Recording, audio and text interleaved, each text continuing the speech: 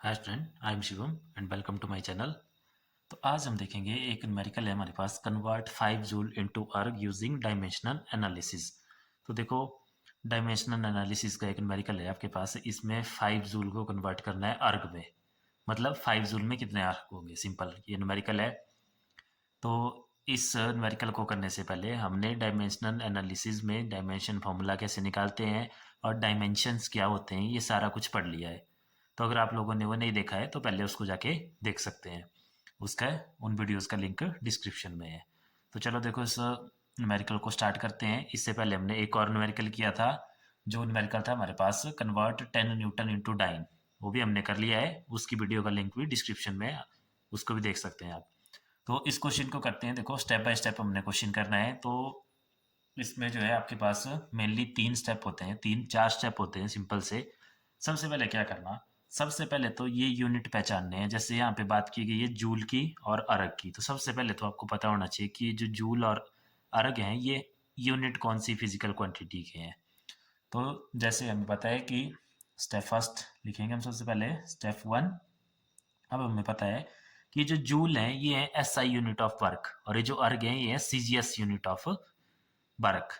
तो सबसे पहले तो हम वही लिखेंगे जो यूनिट हमें गिवन है। देखो यहाँ जूल दिया हुआ है, हमें जूल की वैल्यू हम दी हुई है, तो जूल से ही हम लिख लेंगे कि joule is SI unit of work, SI unit of work. और जो अर्ग है वो सीजीएस है, उसमें हमें कन्वर्ट करने को बोला है। तो ये हो गया हमारे पास स्टेप 1। सभी में ऐसे ही होगा, जो भी न्यूमेरिकल होगा जिसमें जिस भी फिजिकल क्वांटिटी का यूनिट दिया होगा वो हम लिख लेंगे। Joule is SI unit of work, and दूसरा क्या है हमारे पास, अर्ग।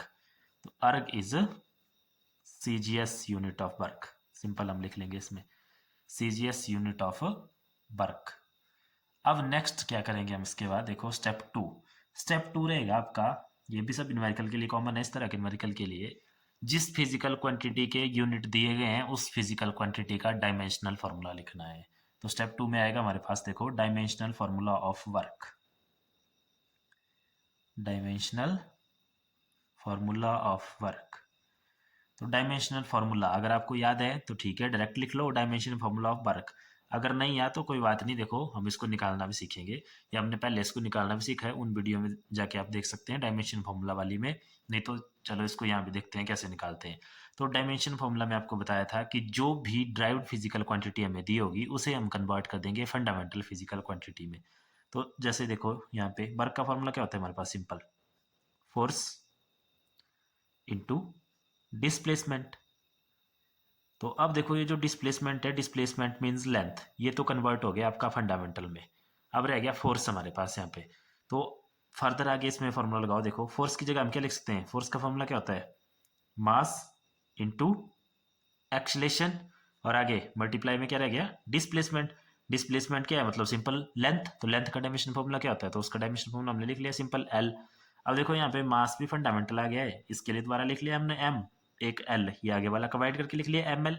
रह क्या गया ये भी हमारे पास एक्सलेशन। एक्सलेशन को दोबारा, एक्सलेशन का फॉर्मूला क्या होता है हमारे पास, वेलोसिटी अपॉन टाइम। तो दोबारा लिख दो, देखो एम एल, ये टाइम नीचे फंडामेंटल आ गया दोबारा, तो इसके लिए हमने लिख लिया दोबारा टी। ये तो कन्वर्ट हो गया हमारे सारे। देखो अब रहेगी हमारे पास वेलोसिटी। तो वेलोसिटी का फॉर्मूला दोबारा से लगा लो। तो वेलोसिटी का फॉर्मूला क्या होता है हमारे पास, लेंथ अपॉन टाइम, या डिस्प्लेसमेंट अपॉन टाइम। वेलोसिटी और डिस्प्लेसमेंट मतलब लेंथ, तो लेंथ अपॉन टाइम, दोबारा इसका फॉर्मूला आ गया। तो अब सारे देखो फंडामेंटल में चेंज हो गया, एम एल नीचे टी, और इस लेंथ के लिए एक और एल, और इस टी के लिए नीचे जो टाइम है इसके लिए एक और टी।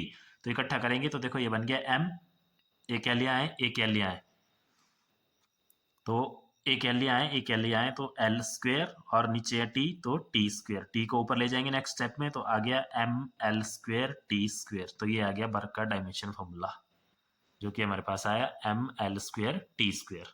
कैसे कैसे देखो चेंज करते चले, मास इंटू एक्सेलरेशन लिख लिया हमने फोर्स को। आगे डिस्प्लेसमेंट के लिए एल डायमेंशन फॉर्मूला, क्योंकि डिस्प्लेसमेंट फंडामेंटल फिजिकल क्वांटिटी है, लेंथ। उसके बाद मास द्वारा एम हो गया, इस एल को यहाँ लिख लिया, बच गया एक्सेलरेशन। एक्सेलरेशन का द्वारा फॉर्मूला लगा लिया, प्लस टी अपॉन टाइम।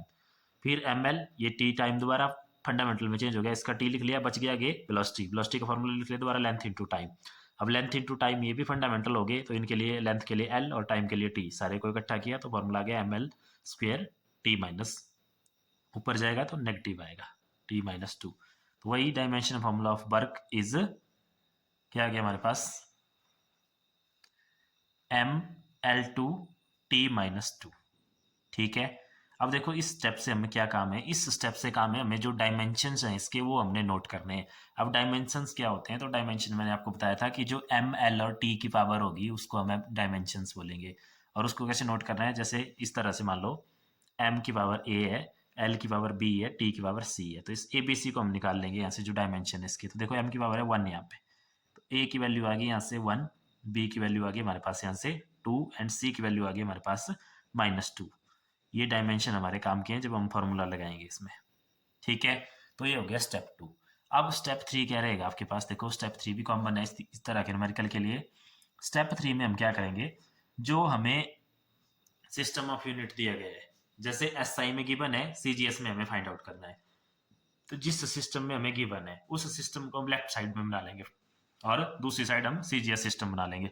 तो SI में गिवन है तो हम यहाँ SI सिस्टम ऑफ यूनिट बना लेंगे, SI सिस्टम, और इसके राइट साइड हम CGS सिस्टम बना लेंगे, CGS सिस्टम। अब देखो इसमें हम लिखेंगे मास को किस में मेजर करते हैं, उसको मान लेंगे हम यहाँ पे M1, M1 मतलब मास, लेंथ L1 और T1 टाइम, उसी तरह से इसमें M2 mass, L2 length and T2 time. हम लिखेंगे कि SI में जो है मास लेंथ टाइम को किस में मेजर करते हैं और वैसे ही CGS में किस में मेजर करते हैं। तो देखो SI में मास को मेजर करते हैं हम किलोग्राम में, तो यहाँ लिख लिया हमने 1 किलोग्राम। लेंथ में इसको मेजर करते हैं हम 1 मीटर, लेंथ को मेजर करते हैं मीटर में तो 1 मीटर लिख लिया। टाइम को मेजर करते हैं हम इसमें 1 सेकेंड में, तो 1 सेकेंड आ गया। उसी तरह से CGS में मास को मेजर करते हैं हम 1 ग्राम में, लेंथ को मेजर करते हैं हम 1 सेंटीमीटर में और टाइम को मेजर करते हैं हम 1 सेकेंड में ही। अब जो हमें गिवन है, जैसे यहाँ पे देखो 5 जूल गिवन है, उसको मान लेंगे हम N1। SI में गिवन है ना, तो N1 की वैल्यू है हमें गिवन कितनी 5, और N2 होगा जो देखो इसका CGS में आएगा, CGS क्या है इसका अर्ग, कि कितने अर्ग, वही हमें फाइंड आउट करना है कि हाउ मेनी अर्ग आर देयर इन 5 जूल। तो अर्ग के लिए मान लेंगे हम N2 और ये हमारे पास आ गया क्वेश्चन मार्क, यही हमें फाइंड आउट करना है।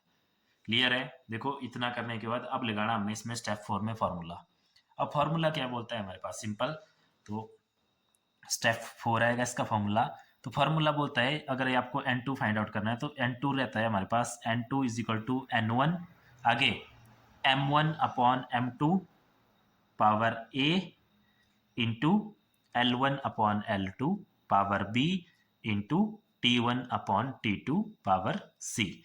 M1 L1 T1 हो गए कोई यूनिट जिस सिस्टम के हमें गिवन है, जैसे देखो यहाँ SI में गिवन थे, तो M1 क्या हो गया, जैसे 1 किलोग्राम इसकी वैल्यू, L1 की वैल्यू 1 मीटर, T1 की वैल्यू 1 सेकेंड, उसी तरह से M2 L2 T2 ये CGS सिस्टम से मिलेंगे हमें, और N2 हमें फाइंड आउट करना है, N1 हमें गिवन है, जैसे इस क्वेश्चन में गिवन है हमें N1 की वैल्यू 5।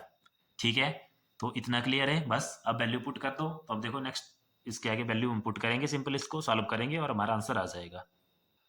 तो ये आ गया हमारा फॉर्मूला। अब देखो इस फॉर्मूले में वैल्यू भरते चलेंगे, तो यहाँ से देखो N2 is equal to N1 की वैल्यू है 5 हमारे पास, आगे M1 की वैल्यू, तो M1 की वैल्यू देखो, M1 की वैल्यू है हमारे पास कितनी 1 kg, तो यहाँ आ जाएगा 1 kg डिवाइड बाई है M2 की वैल्यू हमारे पास 1 ग्राम और इसकी पावर है A।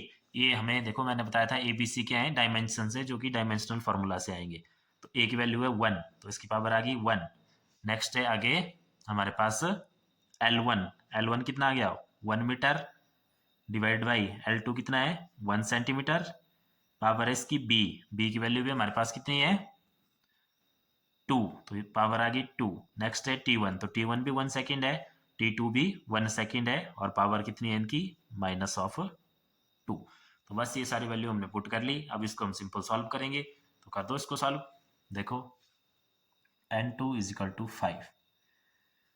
अब देखो यहाँ पे किलोग्राम में है, यहाँ ग्राम में है, तो इनको अगर हमें कैंसल आउट करना है, इनको आगे सॉल्व करना है, तो हमें पहले इनको क्या करना पड़ेगा, इक्वल करना पड़ेगा, इक्वल यूनिट्स में लेके आना पड़ेगा। जैसे ये ग्राम में, तो इसको भी हम ग्राम बनाएंगे। तो अब हमें पता है, क्या पता है 1 किलोग्राम में कितने ग्राम होते हैं 1000 ग्राम। उसी तरह से 1 मीटर में कितने सेंटीमीटर होते हैं 100 सेंटीमीटर। तो बस इस वैल्यू को हम यूज़ करेंगे। यहाँ तो सेकंड में ये तो सेकंड आपका कैंसिल हो गया। अब देखो यहाँ पे 1 किलोग्राम की जगह लिखेंगे हम 1000 ग्राम डिवाइड बाई नीचे 1 ग्राम पावर 1। नेक्स्ट स्टेप में 1 मीटर की जगह हम क्या लिख सकते हैं 100 centimetre upon 1 centimetre power 2। Next step में ये आ गया 1 अपॉन 1 की पावर -2। नेक्स्ट ग्राम से ग्राम कैंसिल, सेंटीमीटर से सेंटीमीटर कैंसिल, तो n2 की वैल्यू रह गई हमारे पास सिर्फ 5। अब देखो 1000 divide by 1 simply 1000 power 1। Next step में 100 divide by 1 simply 100 power 2। Next step में 1 डिवाइड बाई 1 सिंपल 1 पावर आ गई -2। अब इसको सॉल्व कर लो, देखो 5000 की पावर 1 है तो क्या आ जाएगा मल्टीप्लाई बाई 1000 ही रहेगा सिंपल। यहाँ पे 100 की पावर 2 है तो 100 कितनी बार मल्टीप्लाई हो जाएगा 2 टाइम्स, ठीक है। और नेक्स्ट देखो 1 की पावर -2 है, 1 की पावर -2 की वैल्यू कितनी होती है, तो मैंने आपको पहले भी बताया था कि 1 की हमारे पास जो मर्जी पावर हो उसका आंसर हमेशा कितना होता है 1 नहीं होता है। कैसे, अब देखो 1 की पावर है यहाँ पे -2, इसको मैं सिंपल क्या लिख सकता हूँ, अगर इस पावर को मैं नीचे ले जाऊँ तो आ जाएगा 1 अपॉन 1 की पावर 2 और सिंपल 1 अपॉन 1 की पावर 2 कितनी होती है 1, तो 1 अपॉन 1 सिंपली 1। तो इसी तरह से इसका आंसर आ गया हमारे पास सिंपल 1। क्लियर है, तो बस कर दो अब इसको सॉल्व। तो n2 आ गया हमारे पास, देखो 5 मल्टीप्लाई बाई 1 2 3 4 5 6 7, यानी कि 1 2 3 4 5 6 7।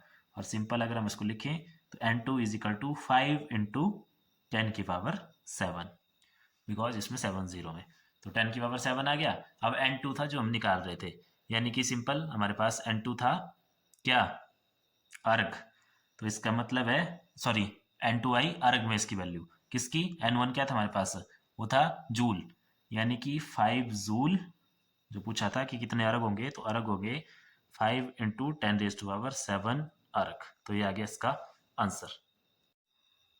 तो ये आ गया हमारे पास सिंपल 5 जूल की वैल्यू 5 इंटू 10⁻7 अर्ग। और अगर यहाँ से बात करें हम अगर 1 जूल की, तो देखो 1 जूल की वैल्यू कितनी आ जाएगी, इस 5 को यहाँ से हटा दो तो ये मल्टीप्लाई हो रहा है, यहाँ दूसरी तरफ से आके डिवाइड हो जाएगा, तो 5 इंटू 10⁻7 अर्ग अपॉन 5 से 5 कैंसिल, तो 1 जूल की वैल्यू आ गई हमारे पास simple 1 joule is equal to 10⁻7 अर्ग।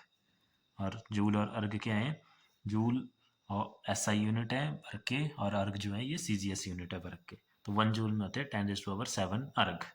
क्लियर है, यहाँ से देखो एक और बात क्लियर है कि जो SI यूनिट है इसके वो बड़े यूनिट हैं और CGS छोटे यूनिट है, क्योंकि 10⁻7 बहुत बड़ी वैल्यू होती है जो कि 1 जूल के इक्वल होती है।